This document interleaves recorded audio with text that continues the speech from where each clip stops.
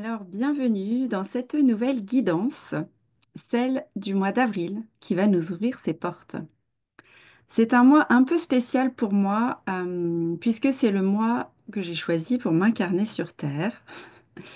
Moi qui adore les fleurs, le monde végétal, c'est sans doute pas un hasard si j'ai choisi le mois d'avril pour naître. Je vais vous partager dans cette petite guidance les messages que j'ai reçus en canalisation, qui concernent les énergies de ce nouveau mois et aussi toutes les indications des diverses traditions qui nous offrent des informations pour nous préparer à ce qui va nous être proposé de vivre durant ce mois. Mais avant cela, comme d'habitude, je vais vous demander de liker cette vidéo pour la faire cheminer un peu plus loin et de vous abonner à ma chaîne si ça n'est pas encore fait afin de suivre les prochaines guidances.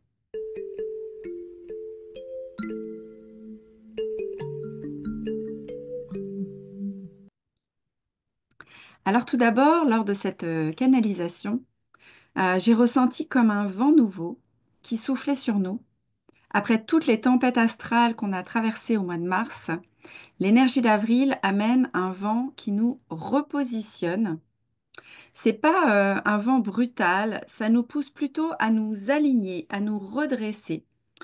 Il y a une énergie joyeuse qui réveille, comme le printemps qui réveille la nature. Je vois aussi des pas qui marchent au niveau, ça faisait comme si je marchais au milieu de débris, comme vous savez, comme si on arrive après une tempête et qu'on constate tous les dégâts qui ont été causés. Et c'est comme si on était invité à regarder où on en est maintenant. Qu'est-ce qui reste vraiment d'essentiel après coup? De quoi est-ce qu'on peut se servir pour reconstruire?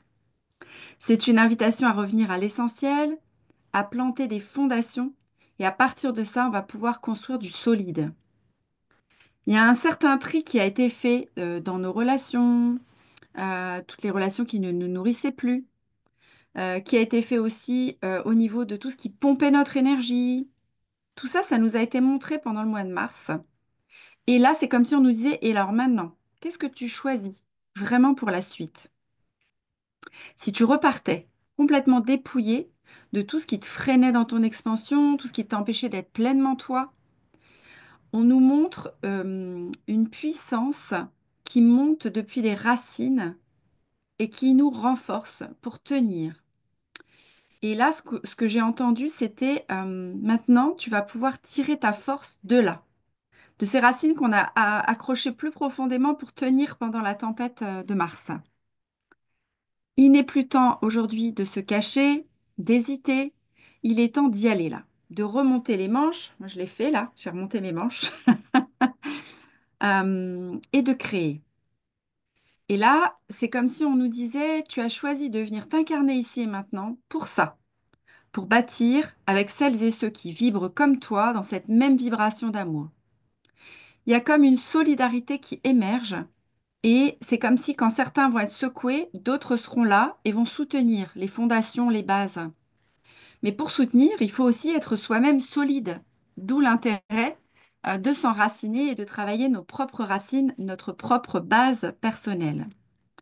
Tout ce qui va nous avoir épuisés, qui nous empêchait de prendre notre place, de vibrer notre pleine puissance, tout ça, c'est comme si on nous disait, bah maintenant tu peux faire le choix de laisser aller sans culpabiliser parce que ton énergie, elle va aller là où vraiment tu vas être utile, là où on va reconnaître qu'on a besoin de cette énergie-là et là où tu seras vraiment accueilli à ta juste place. Donc l'idée, c'est pas sois égoïste, laisse tomber les autres, enracine-toi et fonce. C'est enracine-toi, prends tes bases, sois solide, laisse de côté tout ce qui te faisait chavirer, tout ce qui te maintenait dans un état instable. Même si ça nécessite de laisser derrière soi des personnes ou des relations qui sont plus vibrantes pour nous à l'heure d'aujourd'hui, c'est pas pour être égoïste, c'est pour aller vers les personnes qui vont vraiment avoir besoin de nous et vraiment reconnaître ce qu'on peut leur apporter de juste. Ensuite, j'ai vu un ruisseau et je voyais une femme qui était penchée et qui se lavait les pieds dans ce ruisseau, dans l'eau fraîche. Et ce que j'ai capté de cette image, c'était l'importance ce mois-ci qui est misée vraiment sur la base, sur les pieds, sur l'ancrage. Et l'idée, c'est de prendre ce temps de soin pour soi. vraiment l'essentiel. Ce que j'ai entendu, c'est ta spiritualité ce mois-ci sera une spiritualité incarnée. Elle va se vivre dans ton quotidien. C'est le moment pour saisir chaque occasion de pleine conscience dans ta vie. Et moi, ça m'a vraiment, cette sensation, ce que j'ai ressenti à cet endroit-là, ça m'a vraiment renvoyé à une expérience très intense que je vivais quand j'étais enfant et que je vous partage maintenant parce que ça illustre vraiment ce que j'ai senti dans cette canalisation. C'était la même sensation. Euh, L'idée, c'est que quand j'étais enfant, par moment, je m'extrayais de l'instant, du bruit, du factuel, du mouvement, et j'observais en prenant de la hauteur la scène qui était vécue. Pas pour fuir quelque chose de traumatisant, mais plus, comme c'est le cas parfois dans certaines pertes d'âme, où là, c'est tellement difficile qu'on va monter, on va regarder la scène de l'extérieur parce que c'est trop douloureux à vivre. Là, c'était pas du tout ça, c'était au contraire euh, prendre un peu de hauteur pour contempler, inspirer grand et savourer ce qui est là. Parce que c'est tellement beau, tellement agréable, tellement bon que ça mérite qu'on s'arrête quelques instants et qu'on s'en émerveille. Et je revisite parfois ces moments-là. Ça m'arrive dans ma vie, dans la vie de tous les jours. Cette façon que ma petite fille intérieure m'a appris de savourer la vie. Et je le fais, pas tout le temps, mais quand j'y pense, tout d'un coup, j'ai comme si ça venait me percuter. Je me dis, ah, regarde là, comme c'est beau, comme c'est bon, comme c'est bien ce que tu es en train de vivre. Et je suis vraiment en gratitude d'avoir découvert ça dès enfant. Comme quoi, finalement, les âmes pures savent le chemin vers la béatitude et la grâce naturellement. Et ce mois-ci, bah, c'est ce que j'ai ressenti dans l'énergie. C'est une invitation qu'on nous fait de rester ancré ici et maintenant et de vivre ces instants de grâce dans la matière, sans chercher à fuir vers le haut, vers d'autres dimensions, euh, mais trouver ici les petits plaisirs, les petits bonheurs de cette incarnation. C'est aussi l'enseignement qu'on nous amène à découvrir depuis quelque temps quand on nous parle de ces histoires de 5D, de passer de la 4D à la 5D. Mais en fait, c'est pas toujours facile à palper. Mais en réalité, c'est pas la 5D, elle n'est pas ailleurs. Elle est ici. Elle est quand on est dans un état vibratoire qui permet de se brancher sur la fréquence amour, sur l'émerveillement, quelles que soient les circonstances de ce qu'on nous propose, qu'on nous montre dans la 3D. Dès qu'on revient à nos sensations, qu'on les laisse prendre de l'espace, qu'on en est rempli, et là on se dit, ah, c'est bon. Ça s'appelle des instants de grâce et c'est des fois ce que je peux vivre, que ce soit dans ma vie de tous les jours quand je m'arrête et que j'observe ou que ce soit quand je médite et que je reste dans mon corps, dans mes sensations et que je sens les larmes de grâce qui montent au coin des yeux. C'est vraiment ça. Et l'essentiel de cette découverte-là, c'est que quand il y aura à nouveau des moments difficiles, parce que ça, il y en aura, ça arrivera, ça revient régulièrement dans nos vies, et bien à ce moment-là, c'est là que tu vas pouvoir recontacter ces instants de grâce dans ta mémoire, les ramener à ta conscience et se dire, il y avait ça va à nouveau avoir lieu, je l'ai déjà vécu. Et ça nous aide à traverser les tempêtes. De se dire, voilà, c'est qu'une tempête, je vais la traverser comme j'en ai traversé tant d'autres. Et à un moment, ça va redevenir calme. Et là, je vais pouvoir à nouveau ressentir les moments de grâce, les moments de plaisir, les sensations qui viennent nous remplir de bien-être à l'intérieur. Et si tu as du mal dans ces moments-là, à retrouver par toi-même la trace de ces moments de grâce que tu as pu vivre et t'y accrocher, c'est là que ça va être important de pouvoir demander à quelqu'un avec qui tu as partagé ces moments-là de te les rappeler. C'est ça aussi la solidarité. C'est de pouvoir rappeler aux autres quand ils vivent des moments difficiles que c'est que des moments et des instants. Ça va pas durer et qu'on va pouvoir à nouveau retraverser des instants de bonheur agréables qui nous remplissent, qui nous font du bien. Et ça, moi, par exemple, pour avoir traversé au mois de février des moments comme ça, vraiment douloureux, bouleversants, où je revisitais des mémoires de mon enfant intérieur, des mémoires douloureuses, des mémoires de blessures, de traumas, je sais que ça m'a beaucoup, beaucoup porté, beaucoup aidé, et que j'ai pu faire appel à une amie d'enfance qui me connaît depuis qu'on est toute petite, à mon mari avec qui je suis depuis 27 ans, et que c'est eux qui, à ce moment-là, ont pu me rappeler ces instants-là, des choses en me disant, mais c'est passager, ça va passer. T'inquiète pas, ça va passer. Parce que même si je le sais là, à l'heure d'aujourd'hui, quand on est en train de descendre dans le fond et qu'on nettoie la boue qui est tout au fond et qui est douloureuse, parfois on a un peu de mal à se raccrocher. Et quand on a ces instants de plaisir, de bonheur qu'on a pu partager avec d'autres, et que eux vont vous les rappeler, ça va vous ramener. Vous ramener ici et maintenant et pas vous laisser embarquer dans cette souffrance. Parce que la souffrance, souvent, elle nous amène dans le passé, dans ce qui nous a blessés dans le passé, dans ce qui nous fait peur et qu'on appréhende dans le futur, mais elle nous éloigne de l'instant présent. Donc cette canalisation que j'ai eue, elle s'est terminée avec des sensations de vibration dans le corps, comme des ondulations, des petites vagues comme ça qui me traversaient. Ça me faisait un peu penser aux vibrations qu'on ressent quand on a un bol tibétain posé sur le corps et que quelqu'un nous fait un soin. Sauf que ces vagues-là, elles étaient vraiment très très douces. Et ça m'a ramené à nouveau dans l'idée que c'est vraiment très incarné ce qui va nous être demandé de vivre durant ce mois d'avril. C'est dans les sensations et dans le corps que ça va se passer.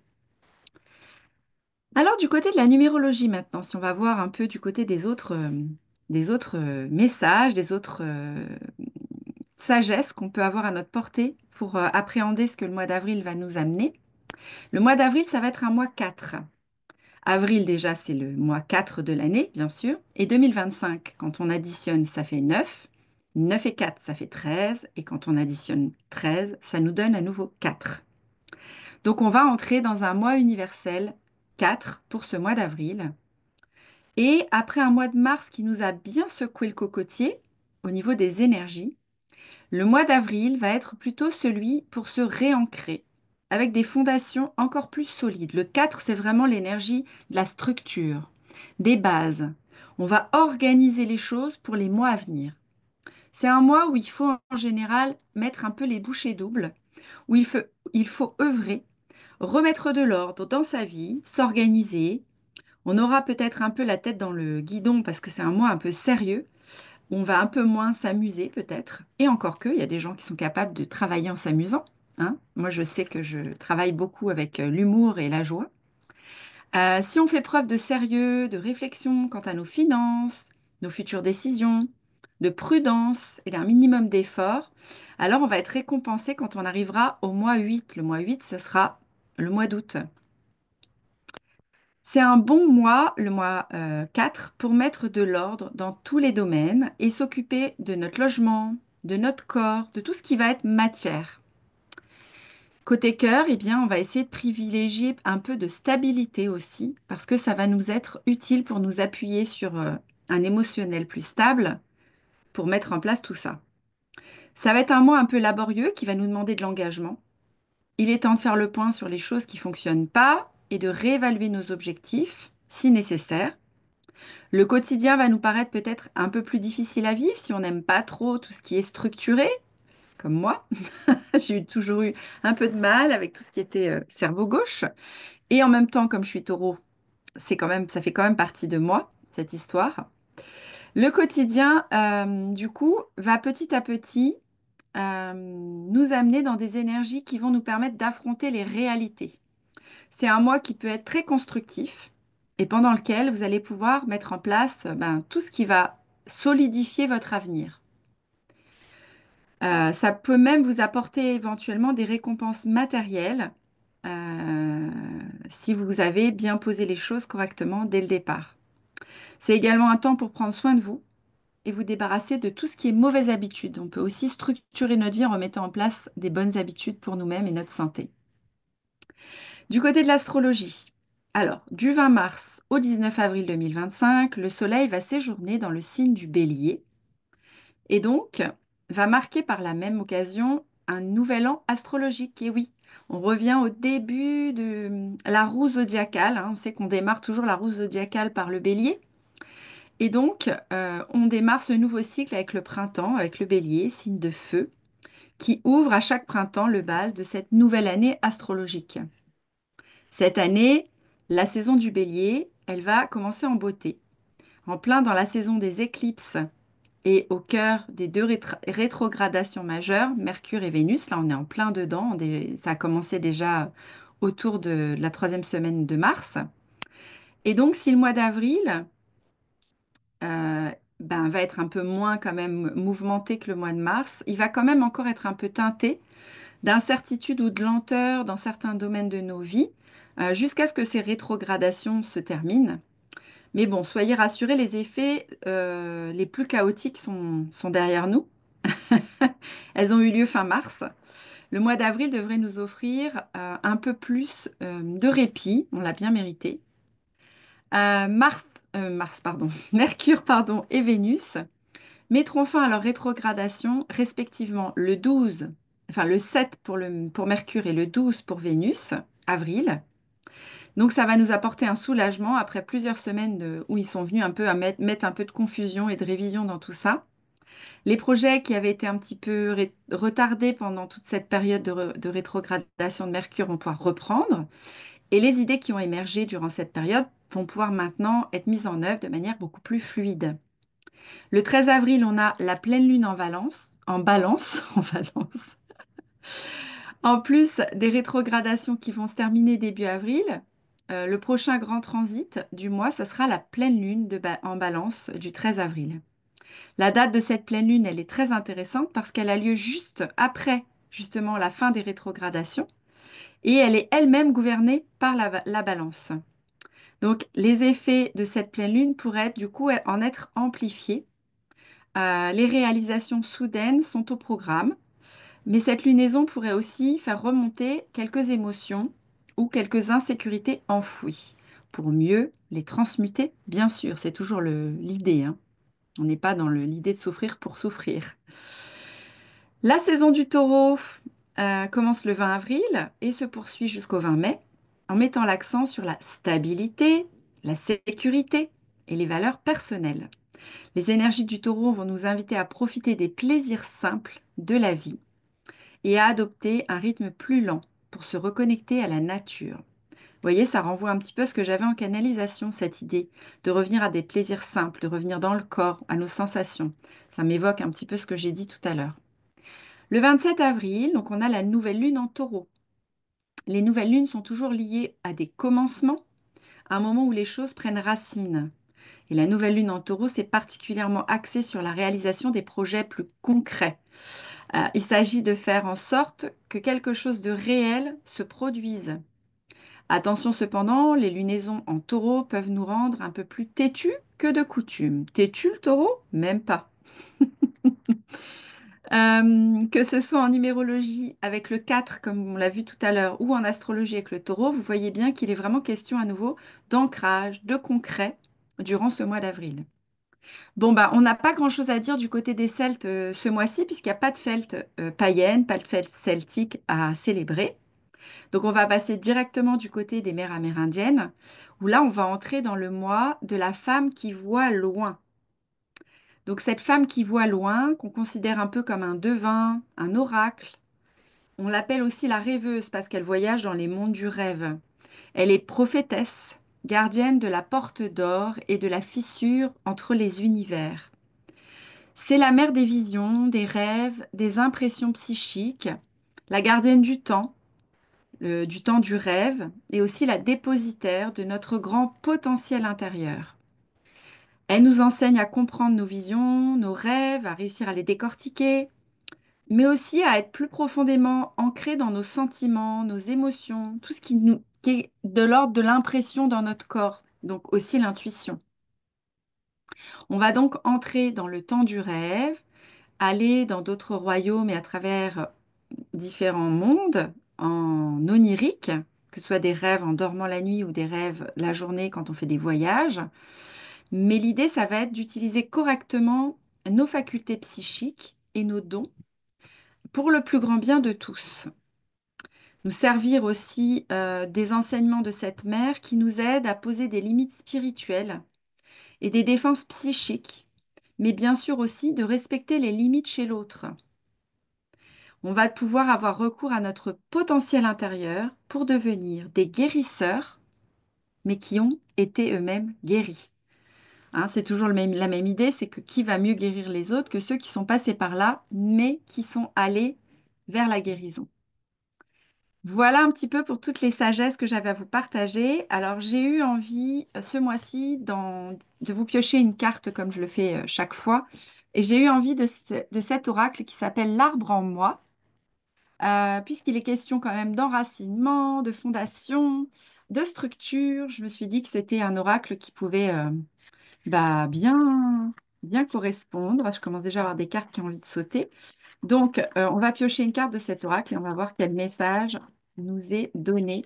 Et voilà, ça y est, j'ai ma carte qui a sauté. J'en ai deux qui ont sauté. Alors, la première, c'est la carte qui dit «Je prends le temps de vivre». Donc voilà, hein. On voit les rayons à l'intérieur du tronc d'arbre avec un cœur au milieu, puis beaucoup de lumière. Et donc, cette carte, elle dit «J'ai un cœur comme toi, mais je prends le temps de vivre. Je grandis en douceur. J'acquiers de la solidité. Et plus tard, je vais pouvoir partager ma médecine. Donc voilà, en dessous, il y a un petit message qui dit ne cours pas, ralentis et cesse de chercher. Retourne en nature pour écouter ce que l'arbre a à t'enseigner. Voilà, donc c'est peut-être une petite pratique à avoir ce mois-ci, plusieurs fois quand on sent qu'on en a besoin, de retourner dans la nature, se coller contre un arbre et ralentir avec lui, écouter les messages qui y a à l'intérieur de nous en étant reliés à cette énergie de l'arbre et puis en profiter pour bien s'enraciner avec ces racines profondes qui nous montrent l'exemple. Et la deuxième carte que j'ai piochée, c'est une carte qui dit tout est vivant. Donc là, on a pareil une souche d'arbre avec comme une hache plantée dedans au milieu. Je ne suis jamais mort, je suis toujours vivant.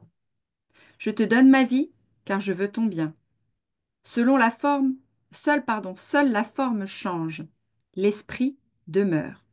Donc là, ça me fait un petit peu penser à la canalisation que j'ai eue où j'arrivais dans des débris après la tempête, là, et où on regardait, voilà, qu'est-ce qui reste encore d'utile, qui est vraiment nécessaire, dont on a besoin pour continuer de cheminer. Et voilà, ce message, rien n'est jamais mort, il y a encore des choses toujours de vivant, ça me fait penser à ça. Et en dessous, c'est marqué, sois conscient que tu es constitué d'un corps et d'un esprit. Pense à ceux que tu aimes, qui t'ont quitté, remercie-les et sois en paix. Donc, vous voyez, on en vient encore. Alors, on peut le voir comme les êtres chers qui sont partis de l'autre côté, qui nous ont quittés. Mais je vois ça aussi comme toutes les relations aussi qu'on a pu éventuellement quitter en février ou en mars, quand il y a eu ce remue-ménage et qu'on a pris conscience de tout ce dont on avait besoin de se libérer. Et parfois, ça peut être des relations toxiques, des liens qui nous faisaient pas du bien, qui nous tiraient vers le bas et dont on restait accroché par peur de quitter, peur de perdre. Et là, voilà, le message qui nous est donné par la carte, c'est vraiment remercier pour tout ce que les personnes nous ont apporté dans notre vie, même celles dont aujourd'hui on doit se séparer, et maintenant être en paix à l'intérieur de nous avec les choix qu'on a faits, et surtout d'être plus vivant que jamais. Et dans le plus vivant que jamais, il y a aussi bien sûr ce que je disais tout à l'heure, c'est-à-dire revenir dans l'instant présent, se connecter à nos sensations et être vraiment dans la pleine conscience, dans le plein ressenti. Et c'est là qu'on se sent vraiment le plus vivant. Voilà, je vais vous quitter avec cette petite canalisation et cette petite guidance que je vous ai partagée pour rentrer dans les énergies du mois d'avril.